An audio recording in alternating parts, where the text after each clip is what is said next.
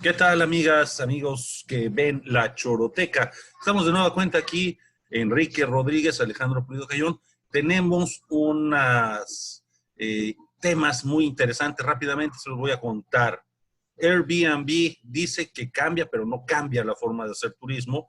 Y esto en medio de un comunicado, un video de su socio fundador, cofundador, Brian Chesky, que anuncia el despido de 1,900 personas, casi el 24% de su planta de trabajo, la más grande que se ha dado en Silicon Valley, o sea, el despido más grande a raíz de la COVID-19.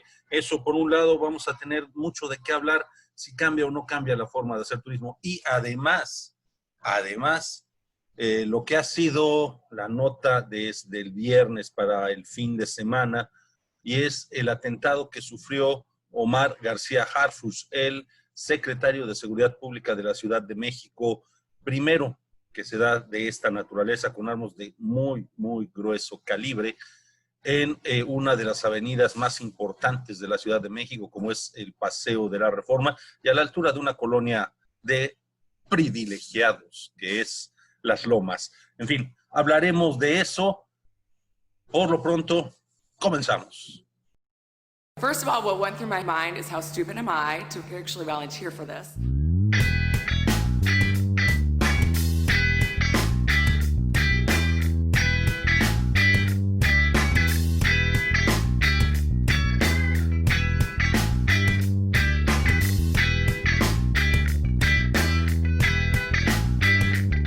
La Choroteca.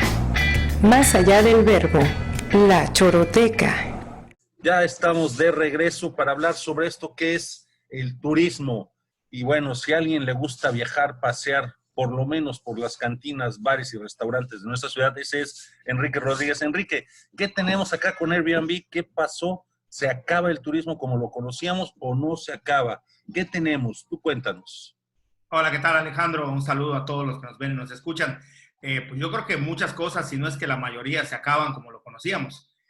Ya lo habíamos hablado, ¿no? En otros episodios de este podcast, video podcast. Sí, el turismo se modifica. Dimos ya ejemplos para otros países. Mencionamos lo de Italia, lo de Cuba, la cuestión restaurantera o de los bares, que fíjate que ese rubro, digo, menciona aparte los bares, me parece a mí que se van a... Yo no veo, al menos si la cosa está difícil para restaurantes, lo de los bares lo veo sumamente complicado. Bares y cantinas, no veo, al menos en el mediano guión largo plazo, es decir, año y medio, cómo se vaya a solventar el tema. Pero bueno, el caso que nos toca hoy tiene que ver también con el turismo, que es parte de la oferta, el de la casa habitación. No olvidemos que ya Airbnb a estas alturas le estaba dando prácticamente la última estocada al ramo hotelero, en el sentido de que pues era tal el auge de la oferta de casas en renta o tipo Uber, pero en el caso de las casas de esta empresa, en el que Brian Chesky da una entrevista donde dice que en menos de 3 meses se echó por la borda el trabajo que les costó 12 años construir. Y lo que es interesante es, bueno, que este hombre pues es uno de los considerados gurús de la innovación. Es alguien que tiene visión, que sabe sobre economía, sobre empresas, sobre cómo innovar. Y en ese sentido creo yo que es interesante lo que él dice, más allá del problema que sí que es grave, ya lo habías mencionado tú en la introducción, cómo hubieron despidos y que tiene récord al tener despidos en Silicon Valley, que no se había visto esto. Más allá de ello, a mí me parece que el tema tiene que ver más con la visión que él tiene sobre el turismo. Y cuando nos dice que no va a ser igual, básicamente a lo que se está refiriendo él es justamente a que esta cuestión de pagar por un hospedaje, si antes ya se había pasado todo prácticamente a Airbnb, ahora esto básicamente se pone en duda. Es decir, tenemos un sector hotelero que prácticamente se estaba viniendo abajo, en parte por Airbnb. Ahora con la COVID, pues termina de romperse, pero también las ofertas de Airbnb se están viendo mermadas. El modelo de negocio que propone es... Sí, dime. Sí, no, yo siento contigo de esto, de los datos que estás proponiendo. porque Airbnb no bajó su tasa de socios, no bajó su tasa de ocupación. En Estados Unidos por lo menos, y en México se mantiene. Los despidos lo que hicieron es darle respiración para aguantar una segunda investigación. Sí, sí, es buen, Yo es siento a buena. Brian Chesky más optimista que pesimista, ¿eh? Sí, sí, a ver, sí, tienes toda la razón y qué bueno que lo matizas. Sí, el tema es que despiden a los empleados que trabajaban en la empresa que está en Silicon Valley. Es decir, no echan a los socios de Airbnb, es decir, los que daban sus casas para renta, esos se mantienen. Y la fortaleza de este modelo de negocio radica en que, bueno, normalmente tú tienes una casa y das una casa o un cuarto a rentar que normalmente no utilizas. Entonces, no, digo, de aquí a que tú decidas sacar tu casa de Airbnb, pues todavía le cuelga, ¿no? Eso sin tomar en cuenta que tenemos el gran apoyo, entre comillas, de los gringos, que a ellos, pues parece ser que la pandemia no les importa, aunque esto parezca, su país parezca un pie de fresas, no les importa y siguen viajando y, bueno, otro por ahí que viaje. En ese sentido no les afecta, pero él sí da un pronóstico y dice que el modelo de negocio al que, como yo lo entiendo, que le están apostando, ya no es tanto, dice, la gente está viajando menos, está evitando inclusive viajar por negocios, se está hospedando menos tiempo y menos lugares, pero lo que estamos haciendo es tratar de buscar que la gente que vive, es decir, el turismo nacional o el turismo interestatal, ese sea en cada país el que vaya nutriendo y se vaya siguiendo reforzando de esta manera. Como de hecho, ese es el cambio. Sí, va a cambiar, dice el turismo. Este turismo de masas, de ven y compra el paquete, 3 noches y 2 días, vete al Cayo no sé qué, a la isla no sé qué, y entonces pasea, y todos en masa, y ahí llegabas, y todos atiborrados, y avión. Eso es lo que él dice, se va a modificar, la interacción se va a modificar, a donde te muevas, estar lleno de turistas, va a cambiar también las normas de seguridad. Él dice, dejo a responsabilidad de quienes quieran rentar su casa, pues las normas que tomen sanitarias y también de quién se hospeda. Es decir, un poco ya esta idea de, bueno, ahí vamos a tratar de ir un poco tocando de oído para ver cómo se mantiene. Pero sí me parece importante la visión que él tiene respecto al futuro del turismo. Y en ese sentido, mira, Enrique, yo lo que estuve observando, lo que vi, es que efectivamente van a enfocar sus baterías hacia la cuestión del turismo más cercano, más local. Y sobre todo si consideramos el perfil de los usuarios de Airbnb, al lado de los socios, que son quienes ponen las casas, que se están comprometiendo, tienen que comprometerse a brindar una serie de medidas sanitarias para garantizar o reducir, mitigar al mínimo el contagio de cualquier enfermedad. Lo cierto es que en el caso de los usuarios, estamos hablando de personas, cuando empieza Airbnb, el modelo, hace unos 3, 4 años, 12 años dice Chesky, pero bueno, cuando lo toma su auge y se ingresa ya a las modalidades más importantes aquí en México y sobre todo en España también donde hubo muchos problemas, lo que se está notando es gente de 30 años acostumbrada a viajar, ahorrativa, gente de 40 años que le gusta pasear en intimidad con su familia y rentan casas completas. O sea, hay un perfil muy definido que son de 30, 40 años las personas que utilizan Airbnb con una marcada tendencia al ahorro que les puedes estimular la idea del viaje más cercano, que es lo que dices. Y sobre todo aquí vamos a ver el gran número de casas donde Airbnb rentaba, según estudio de OBS Business School que estaba revisando, están en lugares que no son realmente turísticos. O sea, tú lo piensas en Mérida, por ejemplo, y ¿cuál sería el lugar turístico? Sería el Paseo de Montejo, sería el centro histórico, algún otro lugarcito en esas inmediaciones, ¿no? Y fuera de eso, lo demás son zonas comerciales, son zonas habitacionales, que es donde está Airbnb. Airbnb en Puebla, por ejemplo, no está en el centro. O sea, hay casas, sí, pero muchas están en las periferias y tú te trasladas al centro. O sea, no están en zonas turísticas como los hoteles. Y esa apuesta a diversificar, yo creo que es por donde va Brian Chesky. Además, otra cosa que quiero nada más dejar sobre la mesa. evidentemente esta noticia viaja a una velocidad supersónica por el encabezado, ¿no? Lo que tardamos 2 años en construir se acabó en 3 o 4 semanas. Es la aerodinámica de la noticia, pero no es la noticia en sí. Ahí es cuando el enfoque del reportero del medio cambia y distorsiona toda una concepción más profunda sobre el turismo, que es la que tienen estos compañeros de Airbnb. Claro, pero tampoco es que no les haya pegado, ¿eh? Si bien el Claro. titular busca el click, como ya lo sabemos, tampoco es que sea un clickbait total, o sea, como que no va a hablar, no. Sí dice que les pegó, pero como buen emprendedor al estilo gringo, sabe cómo encontrar las formas y propone nuevos modelos de negocio. Hay 2 factores que tú dices, lo de la edad y lo del el perfil a quien va dirigido o al usuario de Airbnb. Es el mismo perfil de quien está pegado a 2 elementos o 2 factores esenciales que tienen que ver con el viajero, pero también con el usuario de nuevas tecnologías.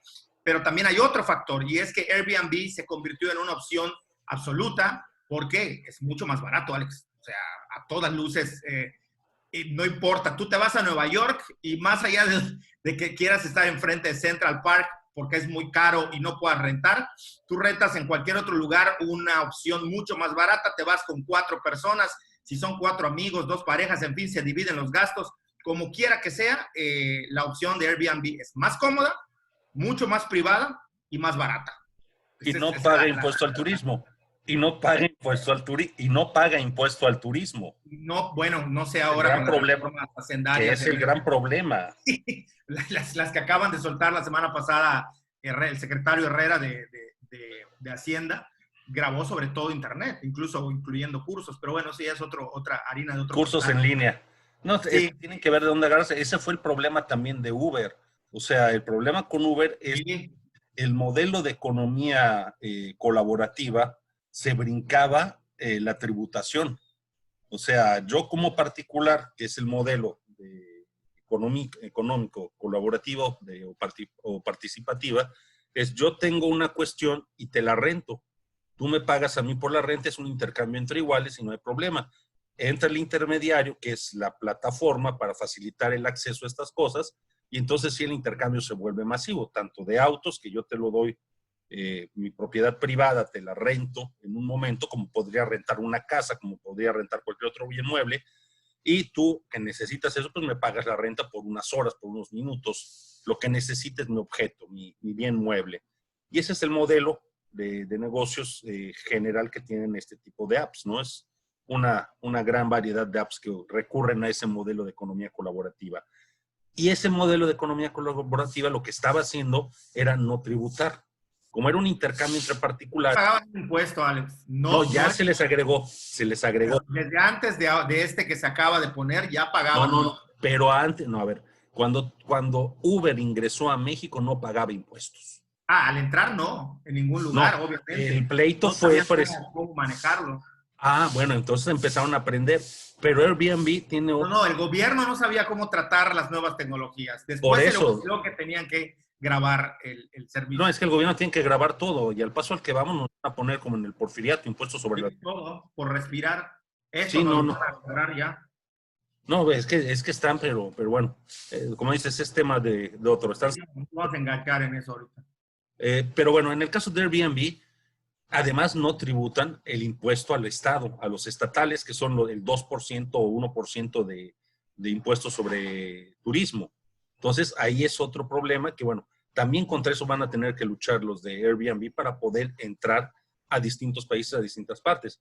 Y el modelo de negocios, te decía yo, tiene esa cuestión de ser flexible y permitir precisamente ese intercambio entre personas brincándose al gobierno. Brincándoselo. Y ahorita el gobierno está precisamente viendo cómo impedir esa cuestión. Ahí es donde yo veo uno de los problemas. Pero bueno, ya con hablar de impuestos me perdí del tema que quería decir sobre la economía colaborativa. Esa es la verdad. Sí, que no hay que confundir, hay gente que confunde economía colaborativa con economía solidaria. No tiene nada que ver. Es distinto. La economía solidaria tiene que ver con la sostenibilidad y con la comunidad y el comercio justo. Hay que tener algo claro. A través de un gravamen o no, siempre que el servicio y lo que ofrezca sea de mayor calidad y de menor precio o costo más bajo, siempre va a ser esa la opción. Es así de claro y creo que no deberíamos tener discusión al respecto. Entonces, sí, Airbnb apostará por este tipo de turismo y sí, ha analizado muy bien a los turistas. A mí me pregunta si yo no veo en un año cómo yo me atreva, eso es algo muy personal, a subir un avión y viajar a otro país, lo veo complicado. Sin embargo, sí me iría a alguna playa, a algún pueblo, a algún lugar, y bueno, si está Airbnb lo haría, o sea, yo tomaría estas opciones de hospedaje, porque justamente me permite tener seguridad, llámenle falsa seguridad o como quieran, pero por lo menos puedo hacer uso de este servicio sin alejarme tanto, ¿no? Y redescubrir nuestro propio. Sí, sí. Esta es una buena opción en estos momentos Totalmente, totalmente. para el turismo. Tenemos tantas cosas tan maravillosas y no yendo muy lejos. No, hombre, Chiapas. yo he dicho, a ver, que No digo Tabasco porque es un gran río. Tenemos Veracruz, tenemos Puebla, no, a mí me, no, Aguascalientes, por supuesto, Durango. Chiapas, Oaxaca, a mí digo, perdónenme lo etnocentrista, pero la verdad es que si a mí me dicen que solo puedo viajar en la península, en serio que yo no tendría bronca, ¿eh? No, además, bueno, te van a hacer un tren Maya, ¿eh? Te van a hacer un trenecito para que gires en la península. No, yo voy en mi carro o voy en otro En tu tipo de... trenecito. No. A mí sí me regalaron un tren de chico, afortunadamente. Oye, Enrique, vamos a... No tengo trauma. ya nos fuimos por las ramas del turismo. Óyeme, ¿cómo ves rápidamente? Digo, este no es un programa de noticias, pero esto es una noticia que no puede... Sí, es que hay noticias que nos jalan, ni manera. El atentado a Omar García Harfuch, el primero en su tipo desde hace por lo menos 70 años en la Ciudad de México. ¿Qué te pareció? Pues grave, lamentable por el tema personal de Harfuch, García Harfuch. Lamentable por las personas, creo que fueron 2, ¿no? Fallecidos. Lamentable por el tema de la violencia. Y una vez que uno deja de ver lo personal, que es una tragedia, en el plano político dice cosas muy, por decirlo de algún modo, graves. Como tú dices, hace mucho tiempo que no se veía algo así. Tiene otras lecturas, hay que entender el contexto en el cual sucede. Es el cártel de Jalisco Nueva Generación a quien se le está atribuyendo este atentado. No han dicho que fueron ellos. O sea, no lo han dicho. Se está atribuyendo, los analistas dicen que por ahí pueden ir los tiros, literalmente. Pero sí me parece que tiene indicadores que son sumamente peligrosos para la integridad, pues obviamente de quienes conforman el gobierno, de quienes conforman a nuestros dirigentes y por supuesto para nuestra nación. Y me parece que, a ver, ¿qué es lo que sucede? La gente que va, y de acuerdo a lo que dicen los especialistas, la gente que ejecuta los disparos y el atentado eran sicarios que contrataron, era gente que cometió torpezas como llevar el fusil donde disparan sin una base. Por otro lado, están al parecer muy cerca de la camioneta, aún así fallan, sabían que los iban a prender. Se especula, o más bien se sabe que de estas personas que ya han atrapado o que van a seguir atrapando, van a sacar muy poca información. Es gente contratada para realizar estos actos delictivos. Y me parece que es un mensaje prácticamente de guerra abierto al gobierno, al Estado.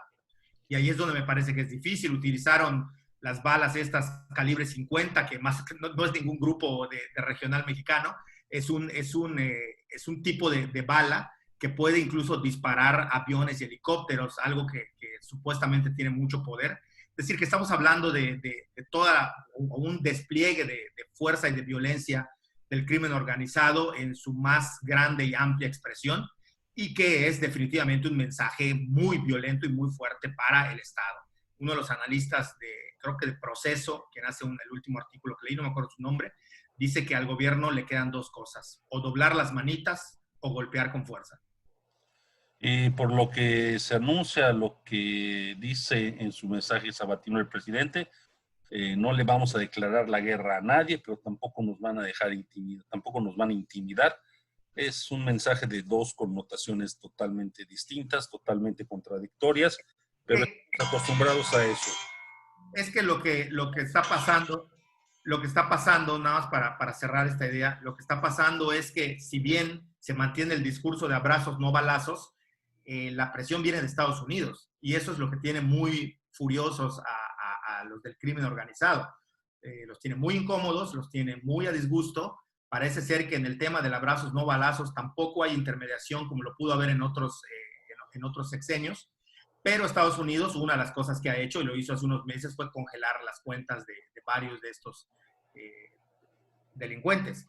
Entonces, la presión viene de Estados Unidos, pero tampoco está habiendo una intermediación con la presidencia, ni con el Ejecutivo, ni con el Estado. Es decir, no están intermediando a ver entre uno y otro, sino abrazos, no balazos, pase lo que tenga que pasar, y ahí es donde está el peligro, ¿no? Que Estados Unidos está interviniendo y al parecer no ha habido un intento de apaciguar o de calmar las aguas a través del diálogo o cualquier otra forma.